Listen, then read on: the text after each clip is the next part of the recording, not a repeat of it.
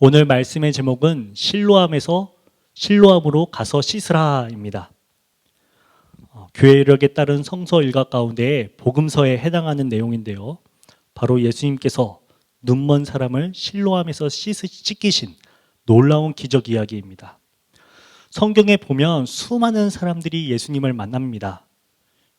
유대의 종교 지도자였던 니고데모 역시도 예수님을 만나서 새로운 삶을 경험하게 되었고, 오랫동안 차별받으며 살아왔던 사마리아 여인 역시도 우물가에서 예수님을 믿고 거듭나게 됩니다.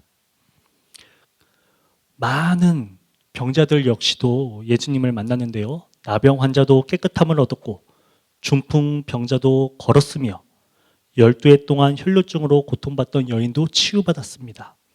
기먹은 자, 말 더듬던 자도 회복되었고 맹인 바디메오 역시도 앞을 바라볼 수 있게 되었습니다. 오늘 우리가 읽은 요한복음 9장 역시도 이러한 치유와 예수님에 대한 만남 이야기입니다. 오늘 본문 속에 등장하는 주인공 이렇게 나와 있는데요. 날 때부터 눈먼 사람이었다.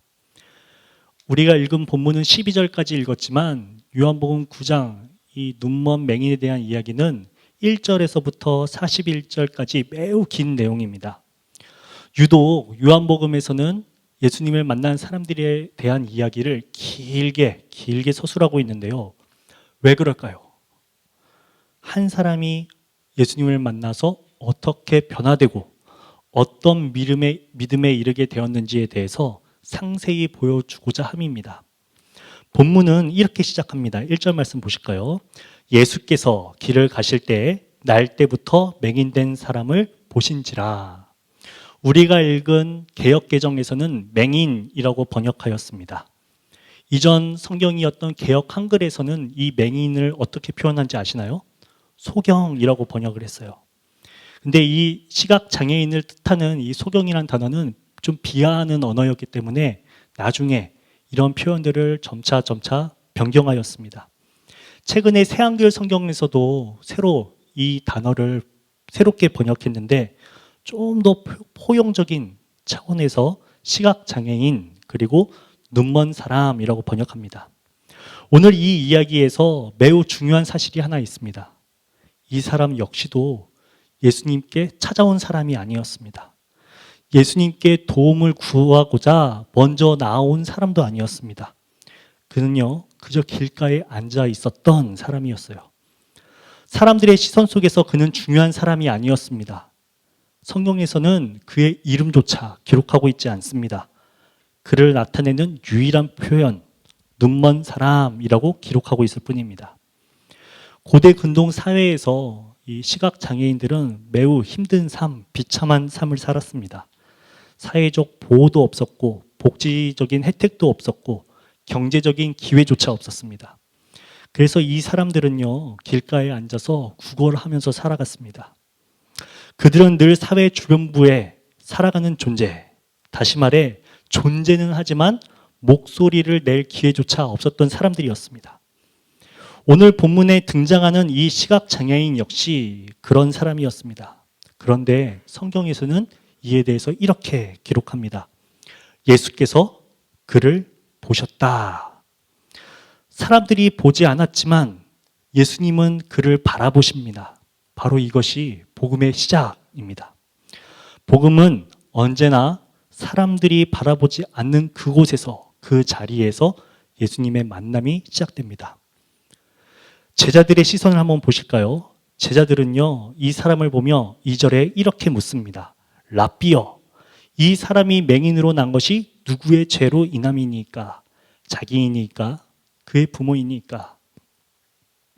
이 질문은 당시 사람들의 통념을 잘 나타내는 말입니다. 사람들은 고통을 보면, 질병을 보면 그 이유에 대해서 묻곤 합니다. 그리고 죄로 연결시켜서 생각합니다. 우리 역사 속에서도 이러한 생각들을 쉽게 찾아볼 수 있는데 최근에 한국에서 흥행하고 있는 영화가 있죠. 단종의 비극적인 삶을 다룬 왕가 사는 남자입니다. 조선시대에는 이런 이야기 하나가 전해져 오는데 수양대군이 단종의 왕위를 빼앗고 왕이 되었습니다.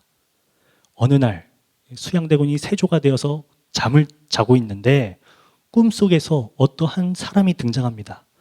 누군가 봤더니 단종의 어머니였던 사람입니다. 나타나자마자 세조에게 침을 딱 뱉는 거예요. 그 순간 잠에서 깨어났는데 며칠 후에 세조의 온몸에서 종기가 일어나기 시작했답니다. 그러자 이 이야기가, 이 소문이 쫙 퍼졌고 저작거리에서 조선의 백성들은 이렇게 말했다고 해요. 조카의 왕위를 빼앗은 죄 때문에 이런 병이 생긴 것이다. 이 이야기는 그 당시 민심이 담겨져 있는 표현이었죠. 이처럼 사람들은요, 고통과 질병을 바라보면서 그 원인을 죄에서 찾습니다. 성경에서도, 구약 성경에서도 이러한 생각이 매우 강했는데 실제로 구약 성경에서는 죄의 결과로 질병을 경험한 사람들에 대해서 기록하고 있습니다. 모세의 누이 미리암은 모세를 비방하다가 악성 종기 나병에 걸렸고, 엘리사의 종 게하시 역시도 욕심 때문에 동일한 악성 피부병에 걸립니다. 우시야 왕 역시도 교만하여서 성전에 들어가였다가 나병에 걸리죠. 그래서 많은 사람들은, 이스라엘 백성들은 하나의 공식처럼 자리 잡게 되었는데 질병은 죄의 결과요, 하나님의 심판이다 라는 겁니다. 그래서 제자들은요, 그를 바라보자마자 가장 먼저 생각했습니다. 이 사람이 눈을 먼 것이 이 사람 때문입니까? 아니면 부모 때문입니까? 그러나 예수님께서는 전혀 다른 차원의 말씀을 하십니다. 3절을 보실까요? 예수님이 말씀하십니다. 이 사람이나 그 부모의 죄로 인한 것이 아니라 그에게서 하나님이 하시는 일을 나타내고자 하심이라. 예수님의 말씀은 그 당시 사고방식을 뛰어넘는, 뒤집는 선언이었습니다. 예수님은 고통의 원인을 설명하려 하지 않으십니다. 대신 그 고통 속에서 하나님의 하시는 일을 바라보았습니다. 예수님은 땅에 침을 딱 뱉으셔서 진흙을 만드시고 그의 눈에 바르십니다. 그리고 말씀하십니다. 실로암 못에 가서 씻으라. 그렇게 그는요, 진흙 발린 눈을 가지고 실로암으로 한 걸음 한 걸음 향합니다. 실로암에 도착해서 그 물로 자신의 눈을 조심스럽게 닦으니 한 번도 경험한 적 없었던 빛이 자신의 눈을 통해 들어옵니다. 그렇게 그는 놀라운 기적을 경험하게 된 것이죠. 이러한 이야기는 여기에서 끝나지 않았습니다. 눈을 뜬 이후에 그는 수많은 질문들을 받게 됩니다. 사람들은 그에게 묻고 또 물어요.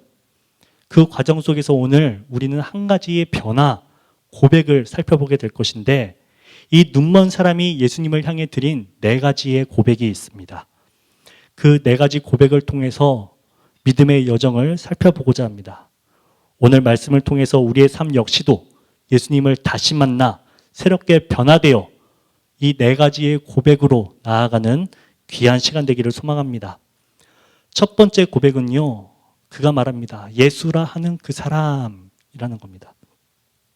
그가 눈을 뜨자 이웃들이 웅성웅성대기 시작합니다. 저 사람이 구걸하던 사람이 아니었느냐 하는 사람도 있었고, 그냥 그저 비슷한 사람일 뿐이다 라고 말하는 사람도 있었습니다. 주변에서 온통 그를 보면서 웅성웅성거렸어요. 그때 눈먼 사람의 목소리가 처음 9절에 등장하는데, 9절에 그는 단 한마디를 합니다. 내가 그라. 이 말은 매우 중요한 전환점입니다. 그 이전까지만 해도 이 사람은요, 이야기의 대상거리였는데 지금은 바뀌었습니다. 말하기 시작합니다. 자신의 이야기를 스스로 말하기 시작합니다. 요한복음에서 예수님 자신을 드러낼 때 반복적으로 쓰이는 신학적인 용어가 있습니다. 바로 에고 에이미, 나는 뭐뭐이다 라는 표현인데요. 그런데 바로 이 표현 방식을 통해서 눈먼 사람이었던 이 사람이 자기 자신을 설명합니다. 내가 그다. 내가 바로 그 사람입니다 라는 거죠. 세상 속에 참된 빛을 경험한 사람은 새로운 정체성으로 세워진 겁니다. 사람들이 묻습니다. 어떻게 당신이 눈을 뜨게 되었느냐? 이 질문에 예수님에 대해서 이렇게 고백하면서 말을 이어갑니다. 11절 말씀인데요. 우리 다 같이 한 목소리로 읽어볼까요? 시작. 대답하되 예수라 하는 그 사람이 진흙을 이겨 내 눈에 바르고 나더러 실로암에 가서 씻으라 하기에 가서 씻었더니 보게 되었노라. 아멘. 그는요 아직 예수님에 대해서 잘 모릅니다. 그의 고백, 예수라 하는 그 사람이라고 말합니다. 그럼에도 자신의 삶 속에 예수라는 사람이, 그 사람이 들어오셨다 고백하면서 믿음의 첫 발걸음을 떼기 시작합니다. 이것이 바로 믿음의 출발점입니다. 우리의 신앙도 이와 비슷하지는 않습니까? 예수라는 이름을 많이 들어봤지만 나와 전혀 상관없었던 바로 그 이름, 와닿지 않은 그 이름, 이진 않았었습니까? 하지만 어느 순간 예수님께서 우리에게 먼저 다가오십니다. 먼저 바라보십니다.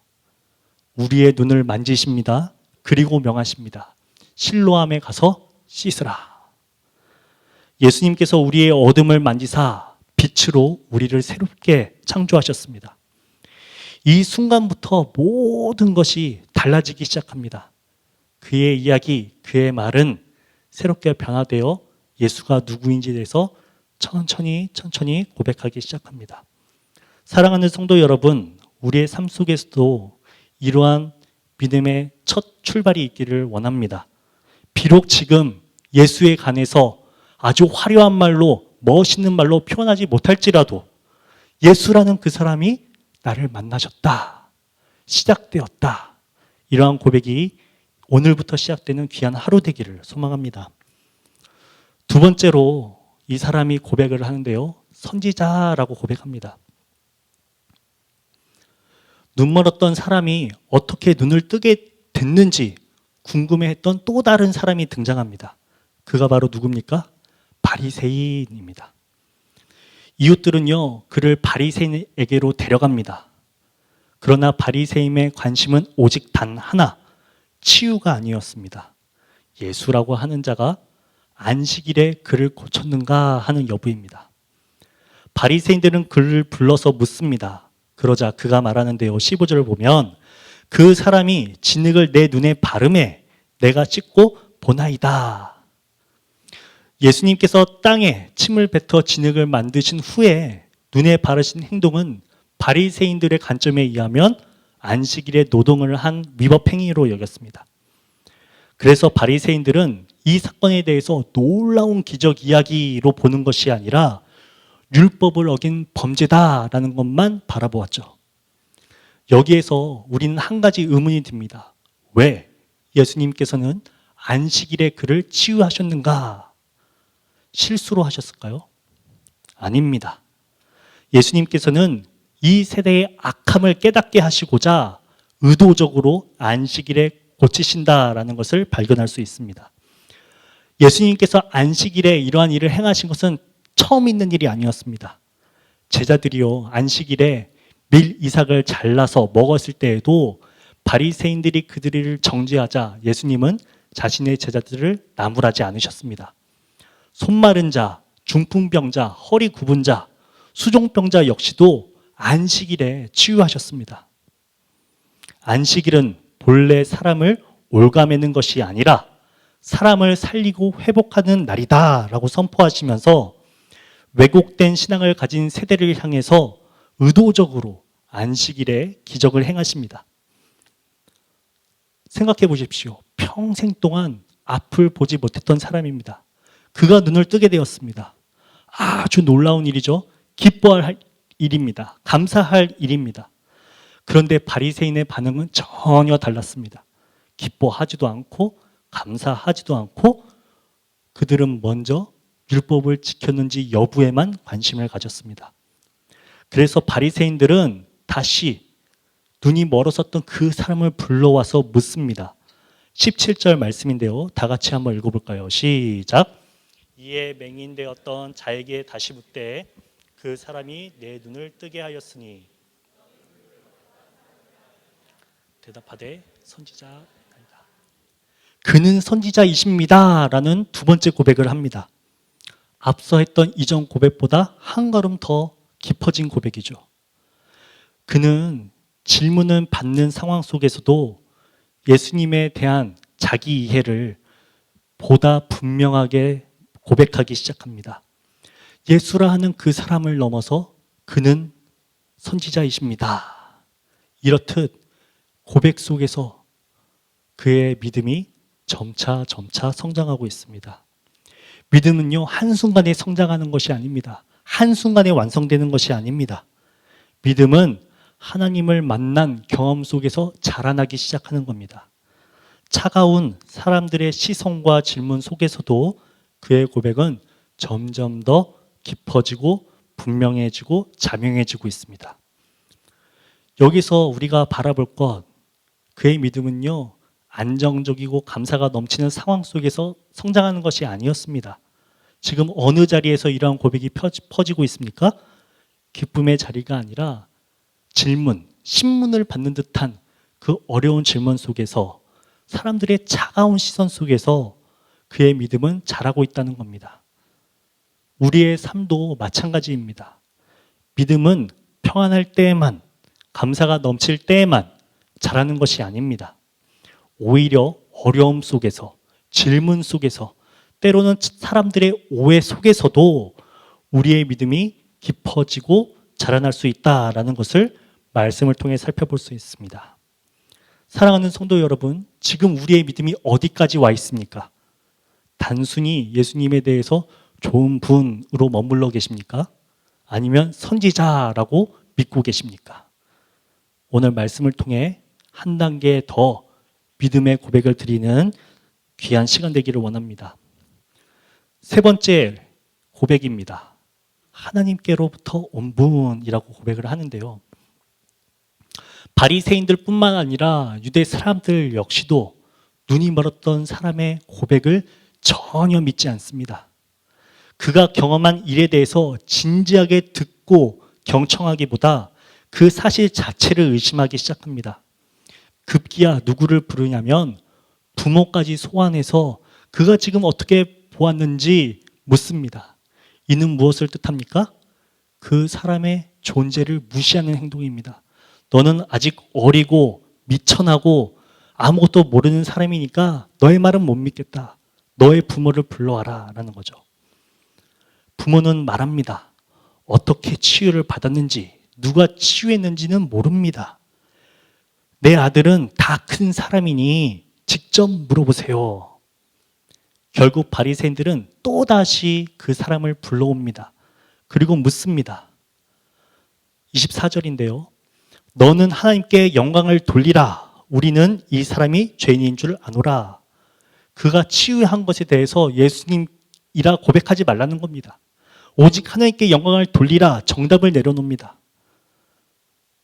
그들의 마음속에 이미 답을 정해놓고 계속해서 묻는 거죠. 집요하게 묻습니다.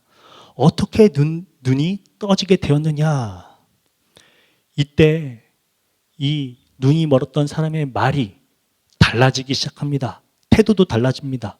이제 더 이상 위축되지도 않습니다. 그는 자신이 경험한 일을 이제 아주 길게 서술합니다. 27절에 이렇게 나와 있습니다. 대답하되 내가 이미 일렀어도 듣지 아니하고 어찌하여 다시 듣고자 하나이까? 라고 따집니다. 당신들도 그의 제자가 되려 하나이까? 라고 말하며 그들을 크게 소리 지릅니다. 예수의 제자가 되려 하느냐라는 말에 바리새인들은 크게 흥분하고 욕을 하는데요. 28절과 29절에 보면 너는 그의 제자이나 우리는 모세의 제자라 바리새인들은 말합니다. 하나님이 모세에게는 말씀하신 줄을 우리가 알거니와 이 사람은 어디서 왔는지 알지 못하노라. 이러자 다시 눈멀었던 사람이 고백을 하는데요. 30절에서 33절까지의 말씀입니다. 우리 한번 다 같이 읽어볼까요? 시작. 그 사람이 대답하여 이르되 이상하다. 이 사람이 내 눈을 뜨게 하였을 때 당신들은 그가 어디서 왔는지 알지 못하는도다. 하나님이 죄인의 말을 듣지 아니하시고 경건하여 그의 뜻대로 행하는 자의 말을 들으시는 줄을 우리가 아나이다. 창세 이후로 맹인으로 난 자의 눈을 뜨게 하였다 함을 듣지 못하였으니 이 사람이 하나님께로부터 오지 아니하였으면 아무 일도 할 수 없으리이다. 아멘. 예수님을 향한 세 번째 고백입니다. 예수님은 하나님께로부터 오신 분이십니다. 라는 선언입니다. 그의 눈이 열린 것처럼 그의 믿음도 점차 분명해지고 있습니다. 여기서 발견할 수 있는 영적인 진리 하나가 있는데 하나님께서는요 언제나 힘 있는 자를 통해서만 말씀하지 않으십니다. 때로는 세상 속에서 가장 작은 사람들, 미천한 사람들의 입을 통해서도 진리를 드러내 보여주신다. 그는 태어나면서부터 눈이 멀었었기에 배우지도 못했었고요. 존재를 부정당했고요. 모든 사람들이 무시했던 사람이었습니다. 그러나 바로 그 사람이 주체가 되어서 하나님 나라의 진리를 폭로하고 있습니다. 침묵 속에 있었던 사람의 고백을 통해서 예수님이 누구신가에 대해 어느 사람보다 보다 선명하고 자명하게 선포하고 있습니다.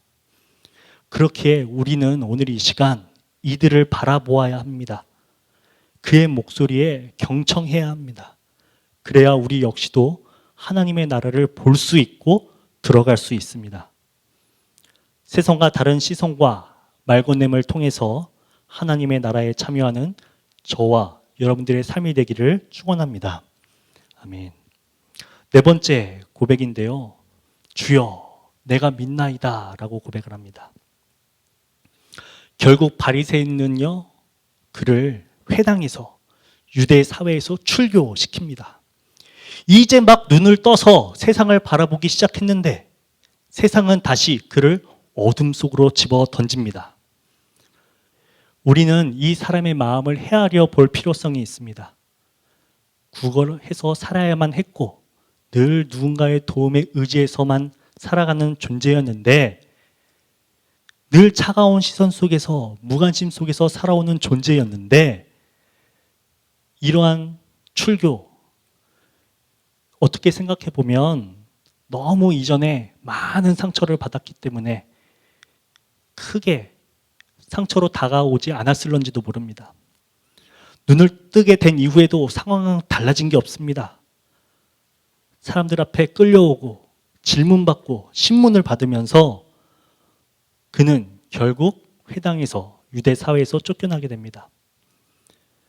이때 놀라운 장면이 하나 펼쳐지는데요. 예수님과 두 번째 만남이 바로 이 자리에서 시작됩니다. 35절입니다. 성경은 이렇게 기록하고 있습니다. 예수께서 그들이 그 사람을 쫓아냈다 하는 말을 들으셨더니 그를 만나사. 예수님이 언제 그를 만나 주십니까? 억울할 때, 신음 가운데 있을 때, 모두가 다 차가운 시선으로 바라보며 내쫓았을 때 예수님은 다시 한번 그에게 다가오셔서 만나 주십니다. 이것이 바로 복음입니다. 예수님은 그에게 단 한마디의 질문을 하십니다. 네가 인자를 믿느냐? 이 질문은 지금까지 다른 사람들에게 들어왔던 질문과 차원이 전혀 다른 말이었습니다. 세상은 그를 신문하고자 물었으나 예수님께서는 그의 삶에 희망을 주고자 물으십니다. 주여, 그가 누구니까? 내가 믿고자 하나이다 라고 고백합니다. 그러자 예수님께서 말씀하십니다. 37절 말씀입니다. 내가 그를 보았거니와 지금 너와 말하는 자가 그이니라. 이 말을 듣는 순간 깨닫습니다. 앞서는 육체의 눈이 떠졌지만 내가 그라 하는 이 선언을 통해서 영적인 눈이 뜨이기 시작합니다. 내 삶을 뒤집어 엎으신 분, 겁나게 하시는 분이 그리스도다라는 사실을 분명하게 듣고 보게 되었습니다. 그리고 이렇게 고백합니다. 38절입니다. 다 같이 읽어볼까요? 시작.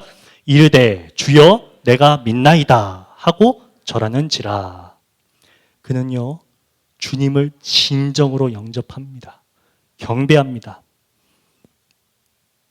이것이 그의 마지막 고백이었습니다.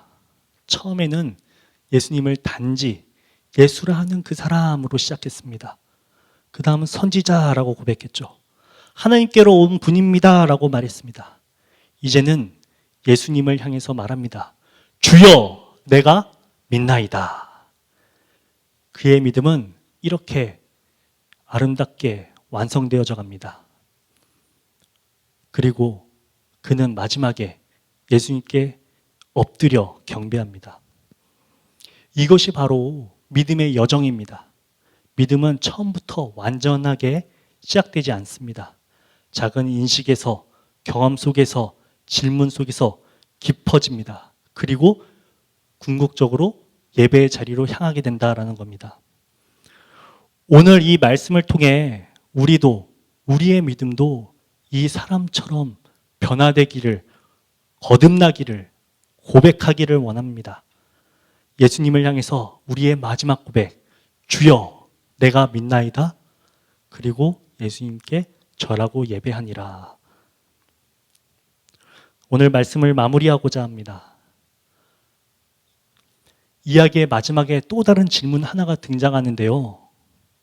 예수님께서는 앞서 이렇게 말씀하십니다. 39절에 보면 내가 심판하러 이 세상에 왔으니 보지 못하는 자들은 보게 하고 보는 자들은 맹인이 되게 하려 함이니 하시니. 이에 대해서 이 말을 듣고 바리새인들이 예수님께 나와서 묻습니다. 우리도 눈먼 사람이란 말이요. 이 질문에는, 이 말에는 반항심이 담겨져 있습니다. 그들은 자신을 단 한 번도 눈먼 사람이라고 생각하지 않았습니다. 어느 누구보다 나는 더 눈을 잘 떴고 가장 잘 보는 사람들, 율법을 알고 있었기에, 종교적 지식도 갖고 있었기에, 권력도 지녔기에 어느 사람들보다 나는 보다 잘 안다, 잘 본다 했던 사람들이었습니다. 그러나 예수님께서는 그에게 말씀하십니다. 41절 말씀에 보면 너희가 맹인이 되었더라면 죄가 없으려니와 본다고 하니 너희 죄가 그대로 있느니라. 맨 앞으로 가보십시오. 제자들이 이 눈이 멀었던 사람을 바라보며 그의 죄가 그 때문입니까?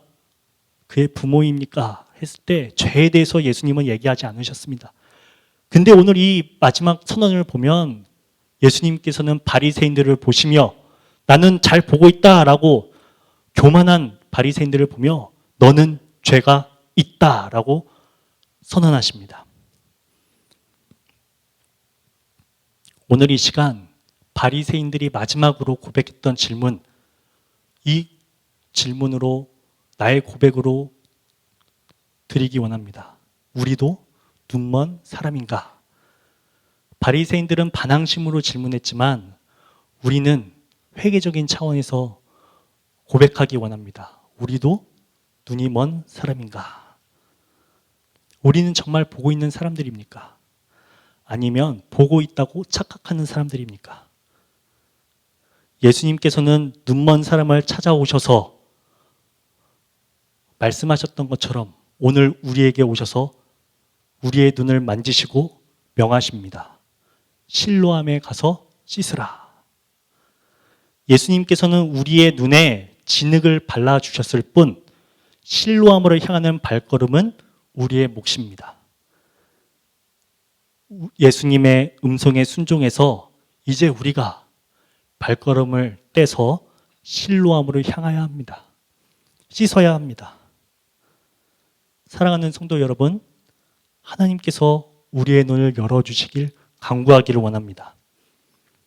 우리가 보고 있다고 생각하면서도 보지 못했던 나의 자만심, 교만을 내려놓기를 원합니다.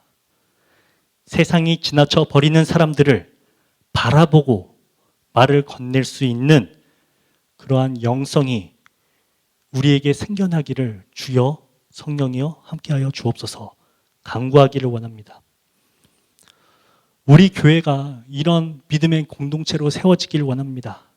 세상이 침묵 속에 밀어넣은 사람들의 이야기를 들어주는 교회, 바라보는 교회, 외면하지 않는 교회로 거듭나기를 원합니다. 말씀을 통해 우리의 눈이 새롭게 열리고 우리의 마음이 새롭게 되어서 예수님의 시선으로 세상을 바라보며 십자가의 길을 걸어가는 사순절 여정을 걸어가는 참된 그리스도인, 참된 교회 되기를 주님의 이름으로 축원합니다.